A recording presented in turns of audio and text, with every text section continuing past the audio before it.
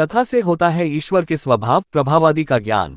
कथा से भक्ति, ज्ञान और वैराग्य को प्राप्त होती है पुष्टता। कानपुर बाबा महाकालेश्वर जी के 26वें वार्षिकोत्सव पर आयोजित श्रीमद्भागवत कथा के प्रथम दिवस पर प्रधानमंत्री द्वारा सम्मानित कथावाचक आचार्य अभिषेक शुक्ल ने कहा कि एकमात्र परम प्रभु ही सत्य स्वरूप है, शेष समस्त संसार निसार है। कथा के निरंतर श्रवण से ईश्वर के स्वभाव प्रभाव आदि का ज्ञान एवं संसार की सत्यता की वास्तविकता से व्यक्ति परिचित होता है और संसार की सत्यता का ज्ञान होने पर मनुष्य के मन में भगवत चरणाम्बुजों के प्रति विश्वास उत्पन्न होता है।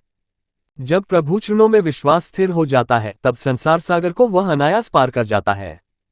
पद्मपुराणोक्त श्रीमद्भागवत महात्म्य का वर्णन करते हुए कहा कि जैसे श्रीमद्भागवत के श्रवण से भक्ति, ज्ञान और वैराग्य तीनों स्वस्थ हो गए, पापाचार पारायण धुंधकारी का उद्धार हो गया, तदनुरूप यदि हम भी श्रद्धापूर्वक कथा श्रवण करेंगे तो हमारे अंतःकरण में भी भक्ति, ज्ञान, वैराग्य को पुष्टता प्राप्त होगी और ईर्ष्या, द्वेष, अभिमान रूपी धुंधकारी का मोक्ष हो जाएगा। नित्य सायं 4 से 8 बजे तक भागवत कथा होगी। इस अवसर पर बाबा महाकाल यज्ञ सेवा समिति के अध्यक्ष, कालीमठिया महाकालेश्वर मंदिर के प्रबंधक प्रसिद्ध ज्योतिषाचार्य नरेंद्र शास्त्री, समिति उपाध्यक्ष विजयलक्ष्मी शर्मा, दीपा निगम, अजित श्रीवास्तव, निधि मेहरोत्रा आदि विविध श्रद्धालुजन उपस्थित रहे।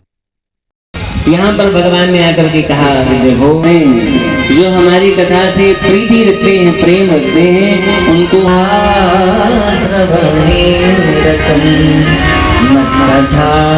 प्रीति मनस नाम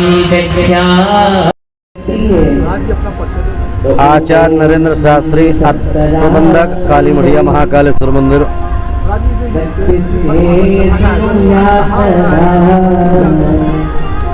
श्रीमद्भागवत कथा सुनने के पश्चात व्यक्ति तर जाता है और वही नहीं तर जाता है, उसके समस्त पितर ब्रह्मलोक को जाते हैं, वैकुंठ लोक को जाते हैं। जिस कुल का व्यक्ति श्रीमद्भागवत महापुराण की कथा को श्रवण कर लेता है और बाबा महाकालेश्वर का 26वां वार्षिकोत्सव मनाया जा रहा है, उसी के उपलक्ष्य में श्रीमद्भागवत महापुराण की कथा का आयोजन कालीमठिया महाकालेश्वर मंदिर में किया गया है, ताकि यहाँ पर कथा श्रवण करके जनमानस अपने पुण्यों का उदय कर सकें, भाग्य का उदय कर सकें। कथा को श्रवण करने के पश्चात ज्ञान के मर्म को जाने।